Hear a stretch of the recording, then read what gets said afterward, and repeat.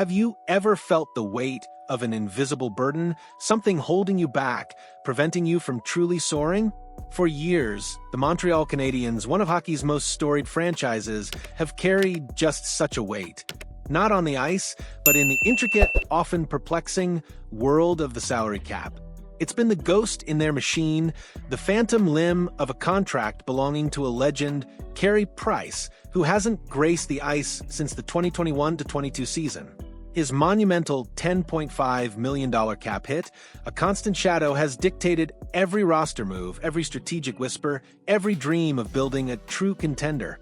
But what if I told you, Fabiano, that a single date on the calendar, a seemingly innocuous day in early September, could finally lift this burden, transforming a financial impediment into a strategic goldmine?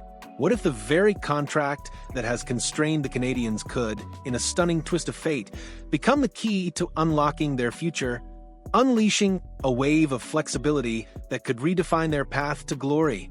The air in Montreal, usually charged with the passion of its hockey-mad faithful, is now buzzing with a different kind of electricity.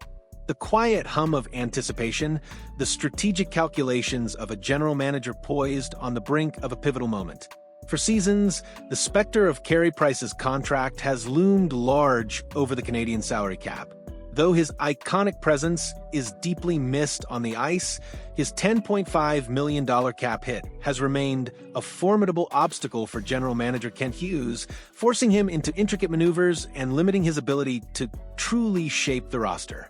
It's been a constant tightrope walk, a delicate dance around the league's financial regulations, all while trying to nurture a young, rebuilding team.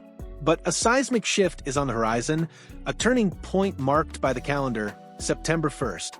On this crucial date, Price's substantial $5.5 million signing bonus will be paid. And once that money hits his bank account, the financial landscape of his contract undergoes a dramatic transformation. His remaining actual salary for the season plummets to a mere $2 million. And here's the kicker. With the vast majority of that remaining salary covered by insurance due to his long-term injury, Price's contract suddenly becomes an incredibly attractive asset for teams looking to meet the league salary cap floor without breaking the bank. For Montreal, this isn't just a minor adjustment. It's the dawn of a new era, offering something they haven't genuinely possessed in years. True, unencumbered cap flexibility before the regular season even begins. To truly appreciate the magnitude of this impending change, we need to understand the cap hurdle that Hughes has been navigating. Currently, the Canadiens manage Price's cap hit by leveraging the long-term injured reserve LTIR designation. While LTIR provides a mechanism to exceed the cap, it's far from a perfect solution.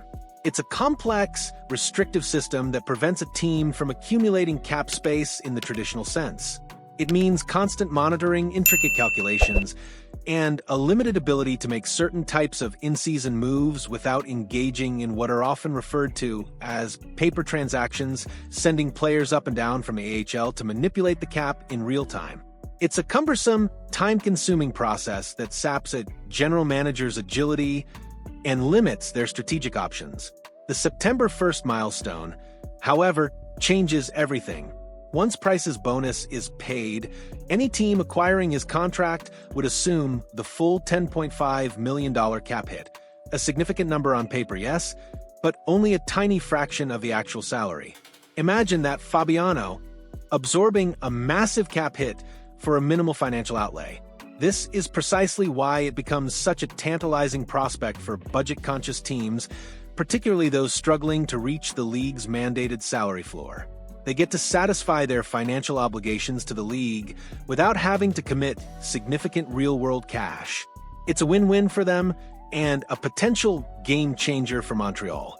For the Canadiens, the ultimate transfer of this contract means an end to the LTIR gymnastics, a liberation from the constant cap acrobatics, and the freedom to engage in traditional salary cap transactions without a second thought. They can plan their moves with clarity, unburdened by the need to constantly manipulate their roster. This newfound cap space, available before the season even kicks off, positions the Canadiens to capitalize on late off-season opportunities. Every summer, Without fail, a handful of NHL players unexpectedly become available. Perhaps a veteran is bought out, a free agent remains unsigned due to a miscalculation, or a team needs to shed salary after a surprising training camp development. These are the moments when teams with cap space can pounce, acquiring valuable depth, or even a hidden gem at a reduced price. Even a seemingly minor addition, a reliable sixth-line forward, a steady seventh defenseman, or an experienced third-string goaltender, can make a profound difference over the grueling 82-game regular season. It's about building resilience, adding layers of talent, and ensuring that no single injury or slump derails the team's progress. But perhaps the most impactful benefit of this potential move will manifest later in the season, during the heart of the regular season. And especially as the trade deadline approaches, teams with available cap space hold a significant strategic advantage. They can acquire players without needing to match salaries, a common hurdle in complex trades. They can step in as third-party brokers in multi-team deals, retaining salary for a pick or prospect, turning their cap space into a valuable commodity. They can replace injured players with higher salaried call-ups from the AHL without fretting over cap compliance. For a Canadiens team still firmly in its building phase, this kind of in-season flexibility is absolutely invaluable. General Manager Hughes has already demonstrated a keen eye for opportunistic moves, whether it's adding promising young talent through shrewd trades or accumulating draft assets in creative deals. Without the constant constraint of Price's contract, he will wield an even more formidable array of tools, allowing him to be truly aggressive and decisive when the right opportunity arises. From another perspective, the post-bonus Price contract isn't just easier for Montreal to trade, it's potentially desirable for the right team. Clubs operating close to the salary cap floor often actively seek out these types of bad money contracts, deals where the cap hit is substantial, but the actual cash outflow is minimal. It's the perfect way to meet the league's minimum spending requirements with the least possible financial commitment. Consider a team like the San Jose Sharks, for instance. They could easily absorb Price's $10.5 million cap hit, spending very little in real dollars, thereby satisfying the league's requirements. And in a fascinating twist, even if Price never plays another game, his presence on the roster, even just on paper, could offer a veteran face for marketing purposes, a familiar name to generate some buzz, however fleeting. It's a strategic play for teams in a different phase of their rebuild, a way to hit a financial benchmark without tying up significant capital. While no specific trade is currently on the horizon, it's highly probable that the Canadiens are actively exploring potential structures to move the contract. The timing, as always in the NHL, is paramount. Finalizing a deal immediately after September 1st maximizes its appeal to potential suitors and simplifies the entire process for all parties involved. Carey Price's contract has been a unique, defining factor in Montreal's salary cap strategy for years. It served its purpose, providing the team with a mechanism to manage the cap while dealing with his unfortunate injury and navigating a partial roster restructuring.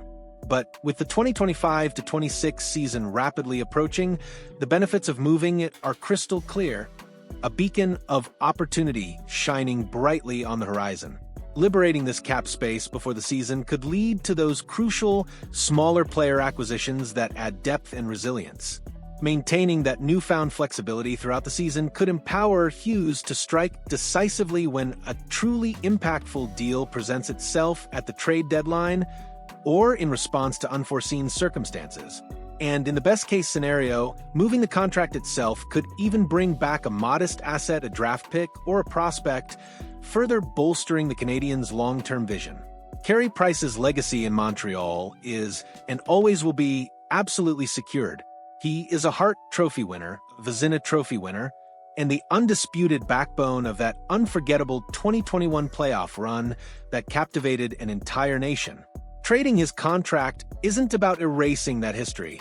It's about strategically positioning the team for the future, ensuring that his incredible contributions pave the way for the next generation of Canadian stars.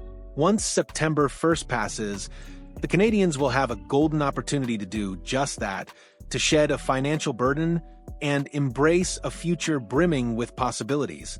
So, Fabiano, keep your eyes peeled, because the ghost in the machine is about to be laid to rest, and the Canadiens' future could very well be unleashed. What do you think? How significant is this September 1st date for the Montreal Canadiens? Do you believe Kent Hughes will find a way to move Price's contract? And if so, what kind of strategic moves do you anticipate the Habs making with their newfound flexibility? Share your insights, your hopes, and your bold predictions in the comments below. If you're as excited as we are about the Canadiens' potential future, make sure to smash that like button and subscribe to the channel for more in-depth, passionate analysis of the greatest game on ice.